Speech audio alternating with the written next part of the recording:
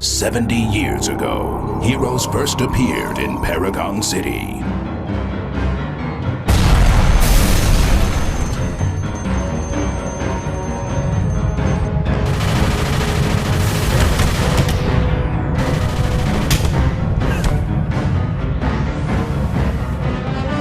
A decade later, these brave heroes helped win a war.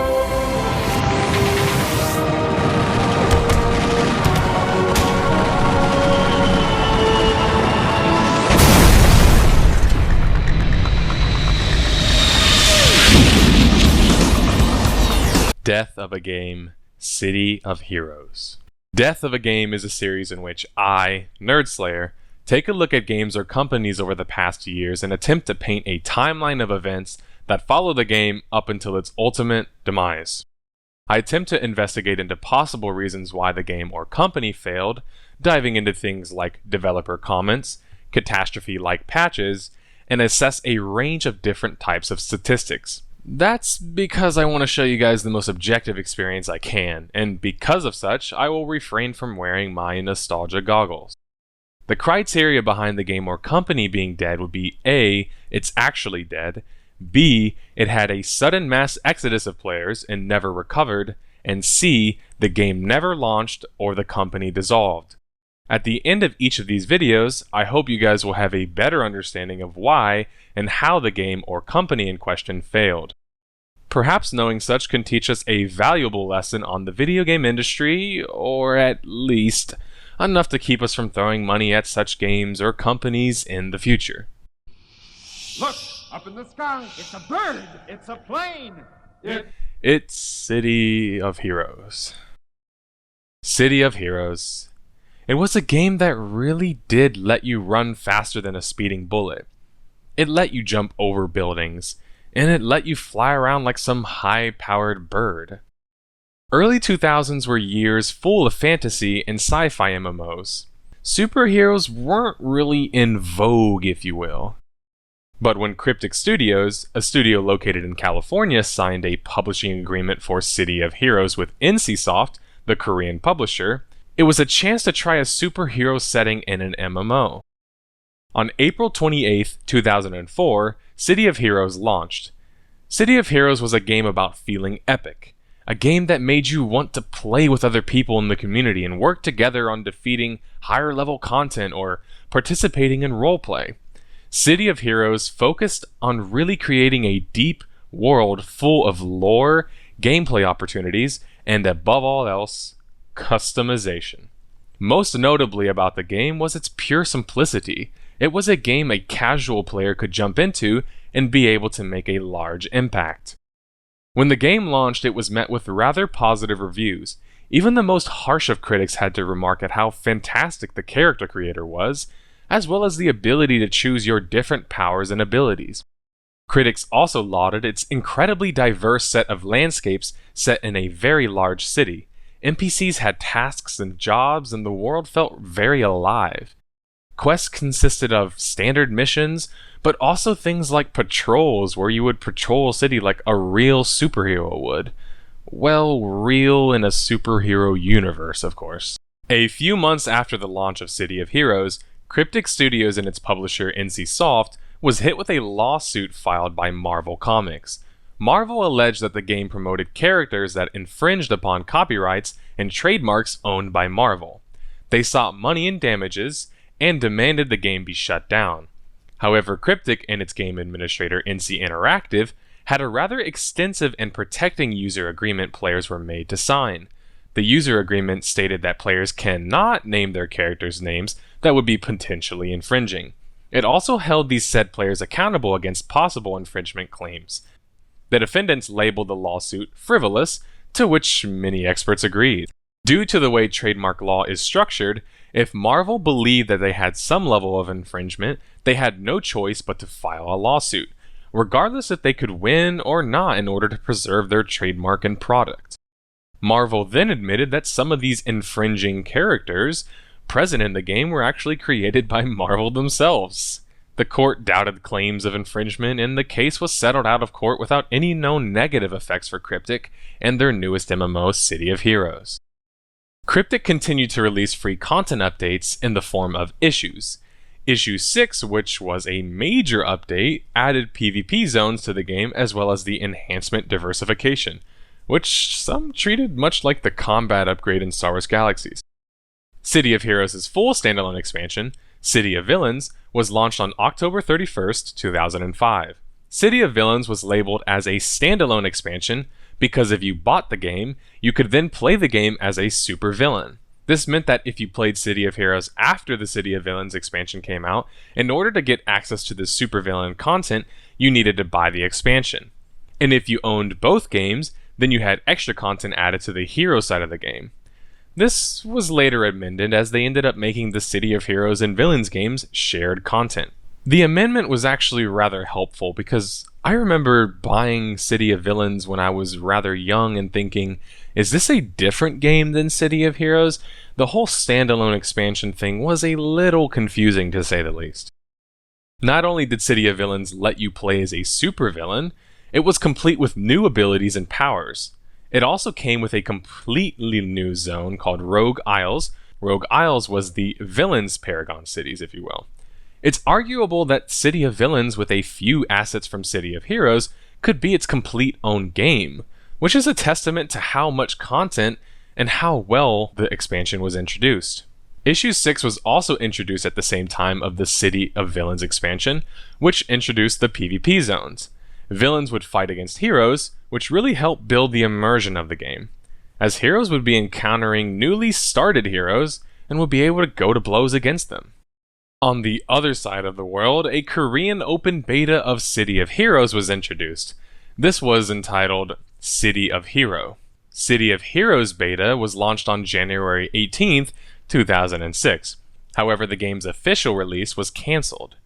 The Korean MMO crowd didn't seem to find the MMO very appealing, which certainly hurt NCSoft's market share, as they were first and foremost a Korean company. Many people speculated that NCSoft didn't like to touch games that didn't do well in their local market of Korea. But despite any of that, Cryptic continued to launch major updates for the game for free.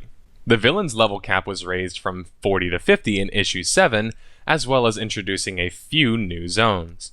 Crafting was introduced in Issue 9 in the form of inventions. Despite these consistent updates though, it seemed like Cryptic Studios had their eyes on another goal. On September 27th, 2006, Marvel Entertainment, didn't you guys have a legal spout at one point? But I digress.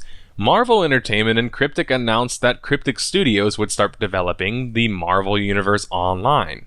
Marvel Universe Online was an MMO in the Marvel Universe, at least it was supposed to be. Cryptic at this time, likely due to wanting to focus on the project, as well as being able to profit from it, then sold the intellectual property of City of Heroes to its publisher at the time, NCSoft. Matt Miller, who started at Cryptic Studios as a mission designer, would then be the lead developer. Matt Miller was a large voice of City of Heroes and a well-respected member of the community and company, so it was a good fit. Matt and a few other key members transitioned from Cryptic Studios to the newly formed studios, Paragon Studios.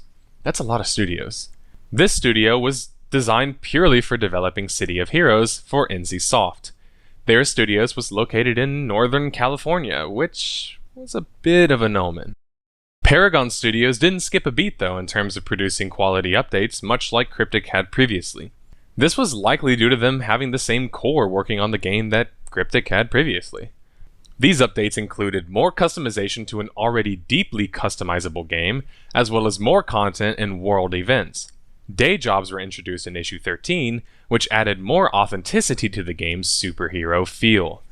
Day jobs let you choose to log out in areas like hospitals or schools and more, letting you get bonuses when you log back in. Little things like this is what made City of Heroes so notable. It made the game have even more immersion, and the game was already very immersive. A very notable update was the addition of the Mission Architect. This was a feature that allowed players to completely customize and create their own missions. Think of this like mod content in games that allow for toolsets to be accessed by others. Say for example, the Elder Scrolls series. I know it's supposed to be simple. Good versus evil, right? Well, now I'm not so sure. They made me this way. They thought I'd serve them. They were wrong. City of Heroes expansion Going Rogue was announced on May 11th, 2009. But before its launch, NCSoft found itself funding and focusing on two other future AAA MMOs, Guild Wars 2 and Blade and Soul. Most importantly, though, during the same year in 2009, Aeon was launched on September 2009. NCSoft found itself funding 4 different large MMOs, which was a bit of foreshadowing for the fate of City of Heroes, despite its loyal fanbase. The Going Rogue expansion actually launched on August 17th, 2010. It brought with it a new alternate reality that added another starter zone, Pretoria, set with new quests. It also transitioned Matt Positron Miller from lead designer to a more systems design-based job. Melissa Blanco, also known by her moniker War Witch, would also take over as lead developer. The expansion featured a new alignment system. This allowed for a bit more grayscale of alignment. Villains could become rogue, which then allowed them to transition to becoming a hero.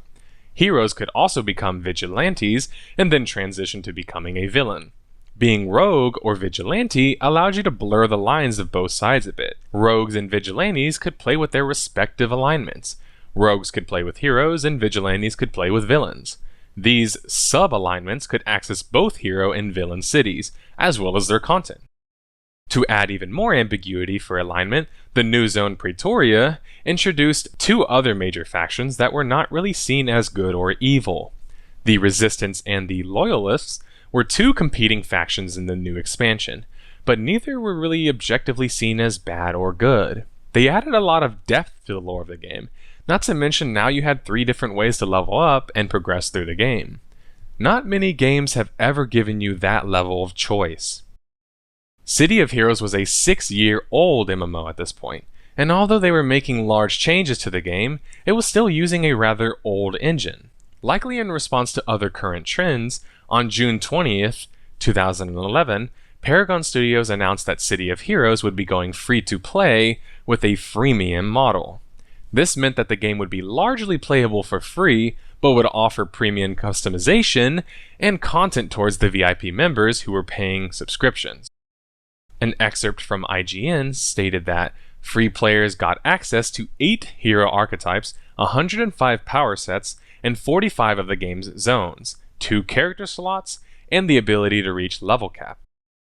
If once upon a time you owned City of Heroes, you'll be counted as a returning player.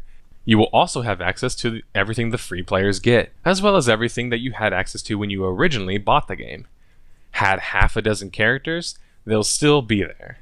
VIP members get access to pretty much everything, including special signature story arcs. They will also get a stipend for points for the in-game shop. Like other games, players can forego a membership and buy only what they really want through the in-game cash store. Spending certain amounts or subscribing will give players reward points, which can be spent on special perks that are otherwise unattainable. Instead of alienating its previous subscribers, Paragon Studios introduced Veteran Rewards, which gave previous subscribers tiered rewards that unlocked content that only subscribed players now could access. This meant that the old players weren't forced to pay subscriptions, and in some cases didn't even have to pay for anything unless they wanted more cosmetic options. If only more newer age games would offer things just like this. I mean, how many games nowadays offer these freemium services but don't really let you play the game to its full potential or anything close to it if you don't upgrade? And then how many actually let you, as a veteran player, still have access to that old content that you had previous before the game switched? But as 2012 came closer, NCSoft had impending launches of both Blade and Soul and Guild Wars 2, MMOs that were projected to be a large future for the company. Although City of Heroes was profitable, it wasn't popular in Korea, which was the largest source of income for NCSoft. Rumblings happened behind the scenes, and apparently NCSoft had the intention of terminating City of Heroes. Paragon Studios developers according to Gamasutra's article, tried to negotiate with NCSoft, and it very much seemed like NCSoft was open to having them buy out the game's intellectual property from the publishers. However, seemingly out of nowhere, NCSoft announced on August 31st, 2012, that Paragon Studios would be closing shop and City of Heroes would begin its shutdown process. NCSoft released in a statement, "We looked to sell the franchise multiple times. However, we were unsuccessful in finding a suitable partner that we thought would support City of Heroes as fans in a manner that they were accustomed to for years to come. Closing a studio and sunsetting a beloved franchise is never an easy thing to do for the publisher, the developer, or the fans. This was not an easy decision to make. We truly thank our fans for the years of support, and we hope they understand the difficult position we were in when making the final decision." Notice how the euphemism sunset is used instead of shutdown. To NCSoft, it was a mere shutdown, but sunset to fans of the game meant that they would no longer have the light City of Heroes brought to its devoted fans. Fans created a petition that garnered over 20,000 signatures in a mostly emotional plea to ask NCSoft to come play the game. Fans believed that if the publishers saw the passion people had in the game and how it impacted their lives, they would be swayed not to shut down the game. Unfortunately, NCSoft didn't oblige the fans, and the game was shut down permanently on November 30th, 2012. But the fans weren't done yet. They flooded NCSoft's Korean studios with cakes, letters, and anything they could think of that would communicate their pain for the death of the game. They wanted the game to be picked up by another studio. Why couldn't they let Paragon Studios continue development under a different publisher? People questioned this. City of Heroes veterans created a Kickstarter movement that garnered over $600,000 in support of allowing the game to still function, or at least have the code or game transferred somewhere else. NCSoft didn't relent though, but in 2013, the Kickstarter then started shifting towards a creation of another game, City of Titans. City of Titans was supposed to be a spiritual successor to the game. 4 years later, however, and all we have to show for that is a Kickstarter project with a few tech demos and some promises. Naysayers would say that the game will never come out, and it's just nostalgia keeping players holding on. But others say that it's the only hope players can ever have of reliving the events they experienced in City of Heroes in an updated engine and format. Whether or not City of Titans becomes anything, it might be the last bit of legacy we have on City of Heroes. After the retelling of these events, you have an effective timeline starting from creation of the game and ending at the termination of the game. So then that asks the question, why did the game fail? It was profitable, it had a dedicated fan base, and players were willing to provide their own money to fund the game. Well, before we answer that important question, let's transition to another very important topic. Why was City of Heroes a game that could evoke such passion from fans? What made the game so good? The world and its immersion. The world of City of Heroes was massive.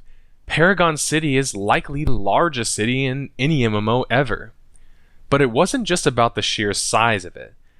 It was that all of the NPCs in the city had their own tasks and roles. You saw people walking around the city, participating in activities, and every now and then you saw a hero fly over your head, or run by using super speed, or even jumping over a building. For people who had dreams and desires of being a superhero, whether it was from their childhood days or due to big universes like DC and Marvel, City of Heroes was the place that they could be the hero that they wanted to be. With a world full of heroic activities, there was endless amounts of things to do. When City of Villains launched, it then added another facet to an already large and immersive world. It introduced villains, because not everyone wants to be the good guy. But City of Heroes proved that it wasn't just about good or bad guys with its Going Rogue expansion. Going Rogue offered a third way to play the game, as well as a new alignment system that allowed you to create characters that were more than just good or evil. They had more subtlety, often lacking in a superhero genre, well, unless you are the Watchmen universe. World events were also common. World events were a special type of event that usually had some sort of invading force or boss that had to be stopped by both heroes and villains. This gave that authentic feel of having a duty to the world. You had to keep the world safe. It was your world. Not to mention with things like patrols, which also had people patrolling the city and either stopping evil or starting it yourself. A great world isn't enough when it comes to immersion, though. A fully customizable character, on the other hand, now you might be talking. In terms of sheer options, we are talking thousands of possible options. You could customize your costumes, your capes, your powers, your abilities. You could even match your particle effects of your abilities with your costume. This made the game rich in roleplay potential, as people could really imagine that they were the villain or hero that they had created.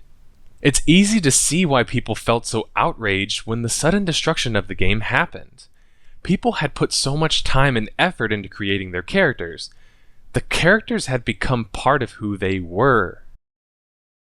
Consistent updates and expansions. A great world to play in isn't something that lasts forever. Sure, all tech eventually becomes obsolete, but content can also become worn or used up.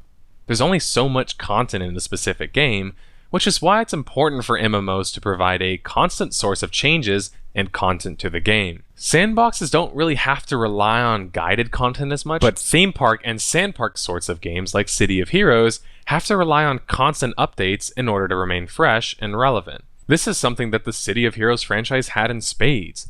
The game had 2 major expansions as well as 25 content patches or updates. 25 would have been the change that came to the game most recently, right before it was shut down, but unfortunately the game was shut down and 25 never happened. The best thing about these content patches, though, was that they were completely free. This is something that gamers in today's current age would celebrate. Today's current age is full of half-finished projects and day one DLCs. The community. City of Heroes fans can be called any variants of the word dedicated or passionate. Sometimes passionate and dedicated fans, however, can have an air of superiority about them. They can become elitist about the game that they love very much and enjoy.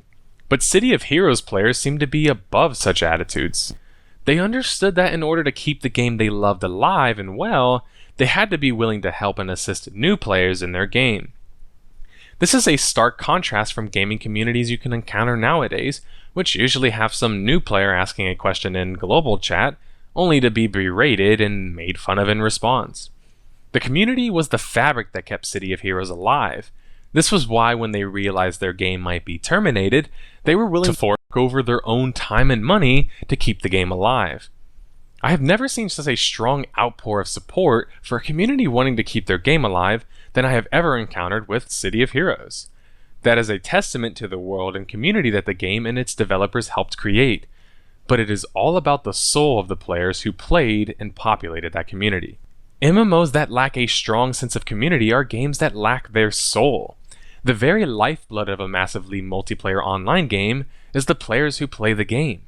They have to be willing to create their own player content in order to not only supplement the game's content, but also involve the community and promote more player-to-player interactions. Creating more player-player interactions is what keeps people from feeling a part of something. It is very important in maintaining and cultivating a healthy population and player base. Although the fans of City of Heroes weren't able to keep their game alive, even to this day they are unwilling to say it's over and call it quits. They still cling to the idea that they can make a spiritual successor to the game. But only time can tell. After outlining some of the most defining parts of City of Heroes and why it was successful, now you have a better understanding of why the game was so impactful and how important its legacy ultimately was. But you are likely still asking the question of why the game failed, and understandably. But in my next segment, I will answer these questions, or at least try to. I will outline the largest contributing factors for the game's ultimate demise. NCSoft and its focus on the Korean market. NCSoft first and foremost is a Korean company. This is supported by looking at their revenue data presented in the graph that is on screen. Although NCSoft had notable subsidiaries in America like ArenaNet, and then its studio for City of Heroes Paragon Studios, its primary offices are located in Korea. When Paragon Studios had its studio chosen in NorCal, it created a ticking time bomb of sorts because rent in NorCal is not cheap. Not to mention, Paragon was solely focused on the City of Heroes game, so if City of Heroes started to lose market share and revenue, it surely meant that NCSoft would have to terminate the company. But the reason why NCSoft's focus on the Korean market is significant is because Lineage 1 and 2 were important moneymakers for the company. These were very different games than City of Heroes. Lineage defined most of NCSoft's revenue and image in Korea. When NCSoft attempted to push the City of Heroes brand in Korea, the market wasn't very enthusiastic about it. This not only meant that the game had to be successful now in terms of the American market and economy, but it had to be successful enough to warrant NCSoft not focusing on another possible Korean MMO. When City of Heroes is only able to amount to 2% of the company's sales, it didn't bode well for the future of an already older game. If a game NCSoft pushes in America has no success in Korea, then it means the game has a much higher expectation to perform. Guild Wars 2 is really the only largely successful MMO NCSoft has published in America. Meanwhile, WildStar continues to struggle, but it would be an incorrect assumption to think NCSoft always abandons its games. It doesn't. But NCSoft is willing to cut off their hand to save their body. This meant that City of Heroes was seen as a necessary termination. When American sales at the time only could account for 4% of the company's sales, NCSoft likely saw City of Heroes of not really being worth the money and effort to keep going. Especially during the year 2012, where NCSoft started to have a bit of a downturn in terms of their stock, not to mention they had these large MMOs in development and launching rather soon. But then this begs the question, why didn't NCSoft sell the intellectual property to somebody else? This is something that's sort of shrouded in mystery. We know that NCSoft was in talks with many parties, including Paragon Studios. However, it's rare that certain companies are willing to sell their previous products, even if they are no longer wanting to continue supporting the game or the product. This is largely due to the company wanting to retain ownage of the game and the IP. This way they can have a level of control over the market even if they actively aren't asserting it. Some companies also have problems of other people making money on things that they believe belong to them, even after selling them. But as for why the actual offers weren't entertained fully, we don't really know, unfortunately. Sometimes very small and seemingly inconsequential things can tie up possible sales. One thing is certain though, NCSoft had a big aspiration for its MMOs to come, and ultimately their profit. This brings me to my next point. Too many horses in the stable. At least that's the way we phrase it in Texas. When you're juggling older MMO titles such as Guild Wars 1, City of Heroes, Lineage 1 and 2, and Aeon, which launched in 2009, it can become difficult to transition to newer MMOs while still maintaining these older games. Especially when you have 3 large MMOs announced at almost the same exact time, 2 of which that are supposed to launch in the same year. Blade and Soul, Guild Wars 2, and WildStar were 3 major MMOs in production by NCSoft and their developers. Blade and Soul and Guild Wars 2 were set to launch in the same year, which coincidentally was the same year City of Heroes was brought down. Or is it really a coincidence? Likely not. It's still not really a new concept when older products are abandoned for the shiny new product. Though that's not to say that NCSoft would just abandon their older products at random. In fact, that's exactly what they don't do when it comes to their Lineage series, which, during the time of City of Heroes, was the largest money-making game for the publisher. But that's the reason why they don't abandon it. If it's making them a lot of money, they don't really seem to care how old the game is. Coupled with Aeon and its large revenue generation, these 3 older titles were largely outperforming City of Heroes. Too many MMOs in NCSoft's stable means that it can't really look at MMOs as passion projects.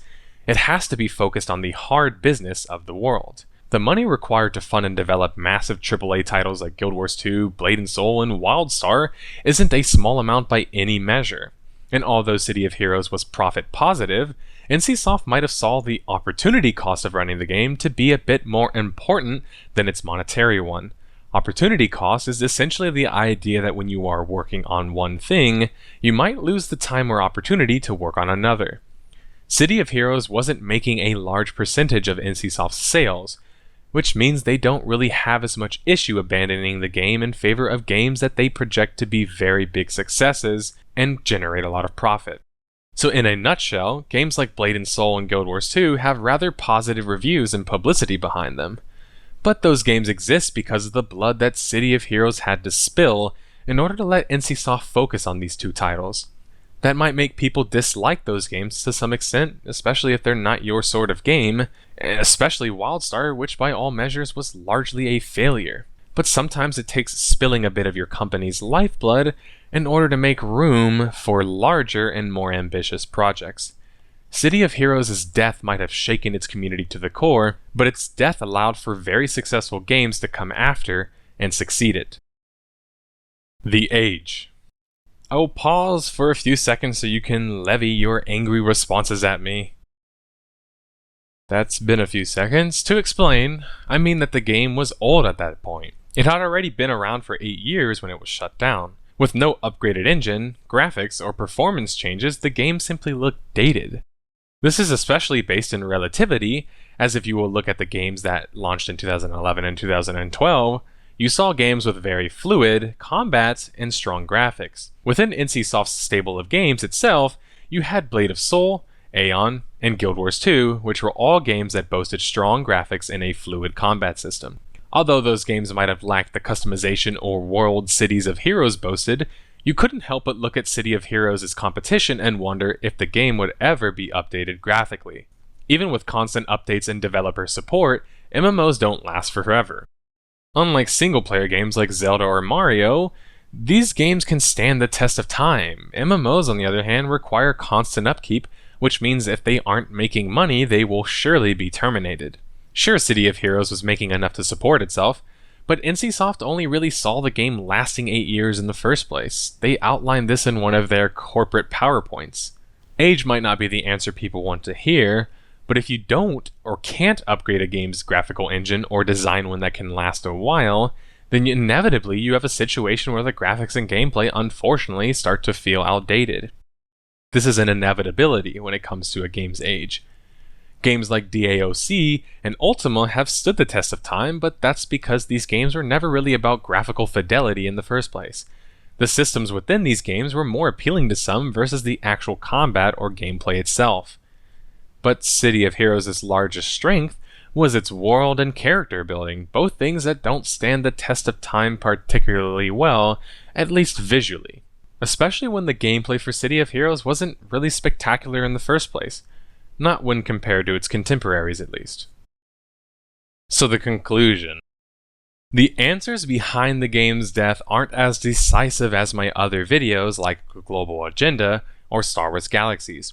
But that's largely because NCSoft kept many of the reason to the game's termination behind closed doors.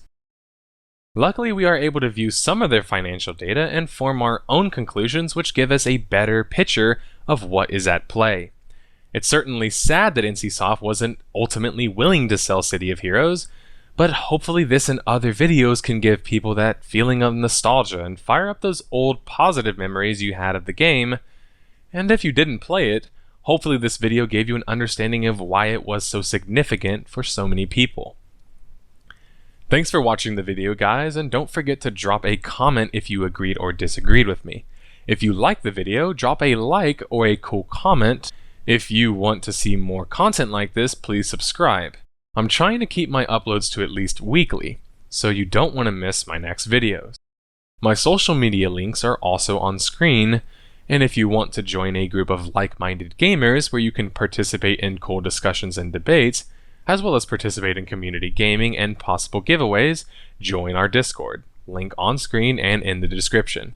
And if you really want to support me as a content provider, hit that Patreon link and contribute what you can. have as little as a $1 contribution, which helps if you run that pesky ad block, which I don't blame you for running. Thanks everyone, nerdSlayer out and up, and away!